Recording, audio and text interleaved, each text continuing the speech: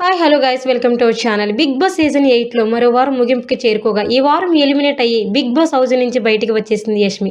ఇక అలా బయటికి వచ్చేసిన యష్మితో నాగార్జున స్టేజ్ మీద మాట్లాడుతూ యష్మికి సూపర్ ఆఫర్ అయితే ఇవ్వటం అయితే జరిగింది. నువ్వు ఈ రోజు ఎలిమినేట్ అవుతున్నావు కదా, సో నేను నీకు ఒక ఛాన్స్ ఇస్తే టార్గెట్ గా నామినేషన్ లో పెడతావు.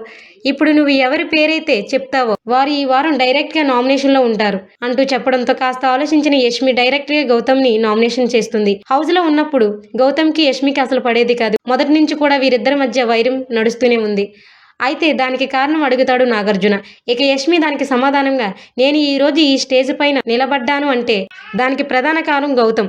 ఎందుకంటే వాడు మొదట్లో నా పైన క్రష్ ఉందని, నా పైన ఫీలింగ్స్ ఉన్నాయని, నన్ను లవ్ చేస్తున్నాను అని అంటూ చెప్పి తీరా అక్క అనడంతో నేను కాస్త ఫైర్ అయ్యి దాన్ని పెద్ద ఆర్గ్యుమెంట్ చేయడంతో అక్క అన్న సెంటిమెంట్ బాగా పండింది. నేనేదో దాన్ని తప్పుగా తీసుకున్నట్లు, అతన్ని నెగిటివ్ చేస్తున్నట్లు వాడు బయటికి పోటరీ చేయడంతో నేను నెగిటివ్ అయిపోయాను. అందుకే నేను ఈరోజు నిలబడ్డాను.